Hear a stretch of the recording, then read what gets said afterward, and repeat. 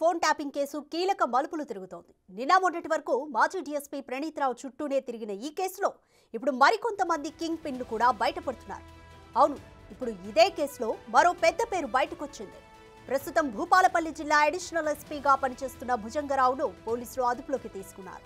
ఇవాళ ఆయన్ను 8 గంటల పాటు విచారించిన పోలీసులు విచారించిన తర్వాత భుజంగరావును అదుపులోకి తీసుకున్నారు.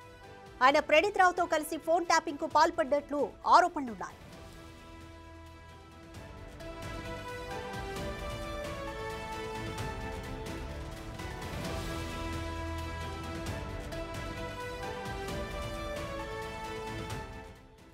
ప్రస్తుతం భూపాలపల్లి అడిషనల్ ఎస్పీగా ఉన్న భుజంగరావు గతంలో తెలంగాణ ఇంటెలిజెన్స్ లో పనిచేశారు.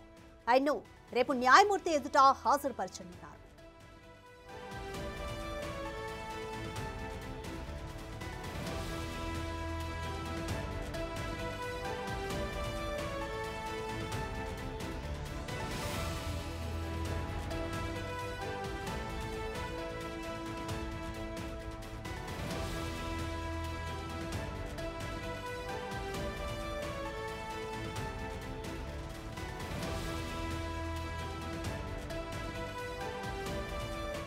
ఫోన్ ట్యాపింగ్ వ్యవహారంలో సంచలన విషయాలు వెలుగు చూస్తున్నాయి.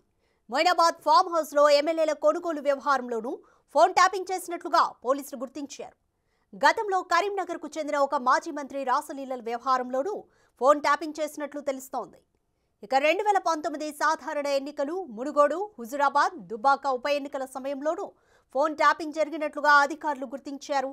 అంతేకాదు, నిన్న మొన్నటి అసెంబ్లీ ఎన్నికల సమయంలోనూ ప్రత్యర్థుల డబ్బులే టార్గెట్ గా ఫోన్ ట్యాపింగ్ చేశారనే ఆరోపణలు వినిపిస్తున్నాయి.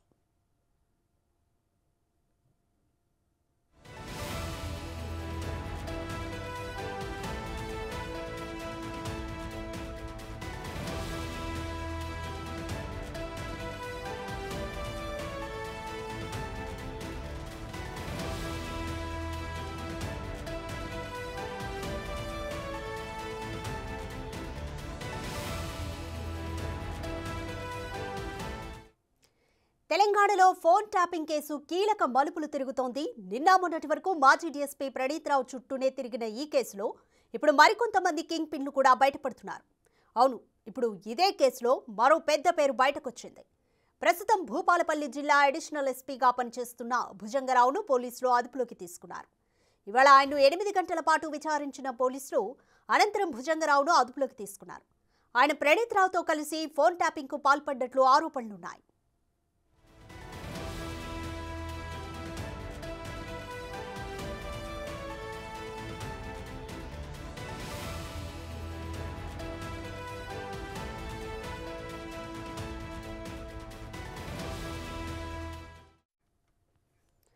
మోర్ డీటెయిల్స్ మా ప్రతినిధి రాణా అందిస్తారు. రాణా, భూపాలపల్లి ఏఎస్పీగా పనిచేస్తున్నటువంటి భుజంగరావును కూడా ఈరోజు 8 గంటల పాటు విచారించారు. ఈ 8 గంటల విచారణలో కూడా ఏ అంశాలు కీలకంగా బయటపడ్డాయి?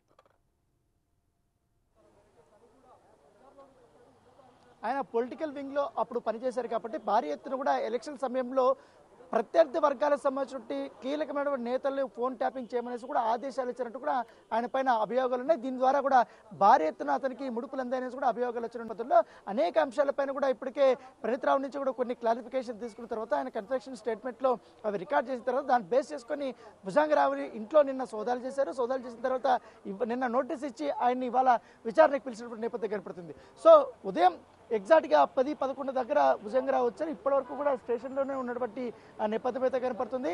ఇక్కడ భుజంగరావుతో పాటు దాదాపు అదే 10 గంటలకి మరో ఏఎస్పీగా పనిచేసినటువంటి తిరుపతన్న కూడా ఇక్కడికి వచ్చాడు. వచ్చిన తర్వాత ఆయన కూడా సుదీర్ఘంగా కూడా విచారిస్తున్న నేపథ్యం కనపడితే మరి కాసేపట్లో ఆయన్ని అదుపులోకి తీసుకునే అవకాశం ఉన్నట్టుగా తెలుస్తుంది. ప్రస్తుతం అయితే భుజంగరావును విచారించిన తర్వాత ప్రాథమిక ఎవిడెన్స్ దొరికినట్టుగా మనకు సమాచారం అవుతుంది. దాన్ని బేస్ చేసుకుని ఆయన కూడా అరెస్ట్ చేసినటువంటి నేపథ్యం కనపడుతుంది. అయితే నిన్నటికి ఇవాళకి చాలా కీలకమైనటువంటి పరిణామాలు ఈ కేసులో చాలా వేగంగా కూడా జరుగుతున్నాయని చెప్పుకోవచ్చు. ఎందుకంటే మునుగోడు ఎలక్షన్స్ అయితే ఉంది, దాంతోపాటు దుబ్బాక ఎలక్షన్స్, హుజూరాబాద్ ఎలక్షన్స్లో కూడా భారీ ఎత్తున ఫోన్ ట్యాపింగ్లు చేశారంటూ కూడా ఇప్పుడు వారికి తెలిసినటువంటి నేపథ్యం అయితే కనపడితే అప్పుడు ప్రత్యర్థులే లక్ష్యంగా కూడా వీళ్ళు చేశారు. ప్రత్యర్థులు వారి యొక్క కథలేఖలు ఏ విధంగా ఉన్నాయన్న దానిపై కూడా పూర్తిగా నిఘా పెట్టారు. వారి అనుచరులతో పాటు అన్ని కూడా వ్యక్తిగత వాళ్ళ కుటుంబ సభ్యులందరినీ కూడా ఫోన్ ట్యాపింగ్ ఇల్లీగల్గా చేశారనేసి కూడా ఇప్పుడు స్పష్టమైనటువంటి నేపథ్యం కనపడుతుంది. దాంతోపాటు మొన్న జరిగినటువంటి జనరల్ ఎలక్షన్స్ లో ఏదైతే కాంగ్రెస్ పార్టీకి సంబంధించినటువంటి కీలక అభ్యర్థులు ఎవరవుతున్నారో వారితో పాటు అప్పుడు పిసిసి ప్రెసిడెంట్ గా ఉన్నటువంటి రేవంత్ రెడ్డి పైన, వారి కుటుంబ సభ్యులపైన, అలాగే వరంగల్ జిల్లాకు సంబంధించినటువంటి కాంగ్రెస్ నేతలపైన, నల్గొండ చెందినటువంటి కాంగ్రెస్ నేతలపైన, అన్నింటిలో అందరిపైన కూడా పూర్తి స్థాయిలో కూడా వీరు నిఘా పెట్టారు.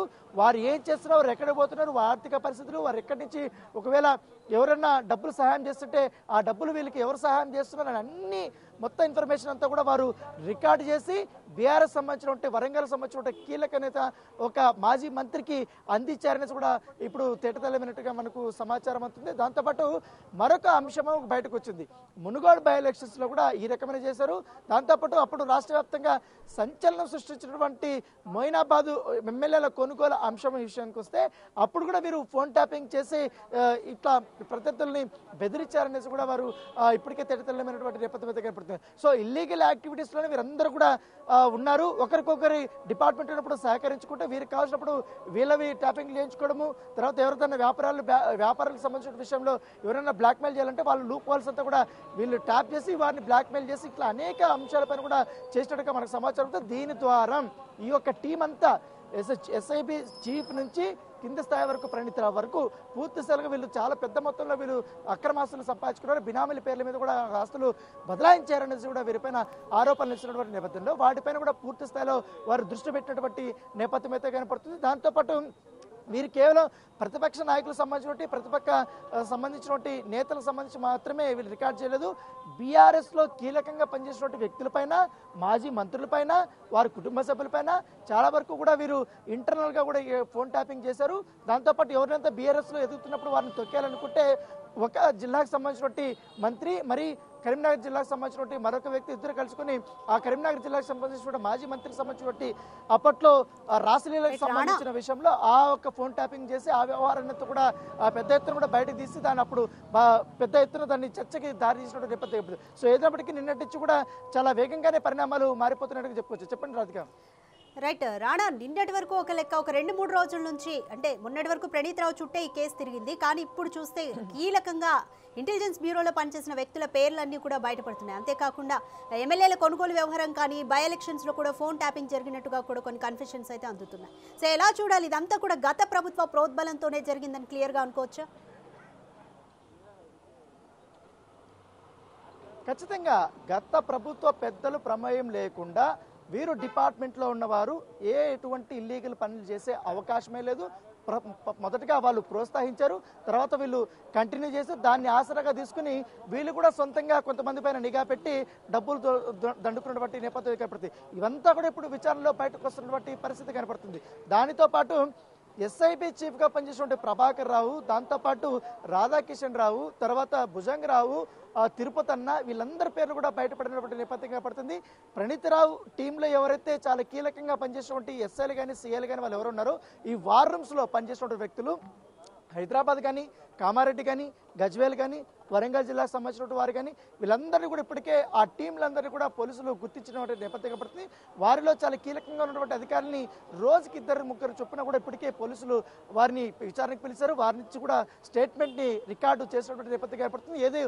ఇది కేవలం ఒక ఫోన్ ట్యాపింగ్ వ్యవహారమే మాత్రమే కాకుండా అనేక కోణాల్లో కూడా ఇక్కడ కుట్రలు జరిగాయనేది కూడా పోలీసులకు సమాచారం వచ్చింది. దాంతోపాటు ఎస్ఐబీల కీలక సమాచారాన్ని చెరిపేశారు కాబట్టి దాన్ని ఎందుకు చెరిపేశారు, వీళ్ళు దాంట్లో ఉన్నటువంటి ఎగ్జాక్ట్ ఇన్ఫర్మేషన్ ఏంటి, ఎందుకు ఆ సమాచారాన్ని డిలీట్ చేశారని జరిపే కోణంలో కూడా పోలీసులు విచారిస్తున్నటువంటి నేపథ్యం కనపడుతుంది.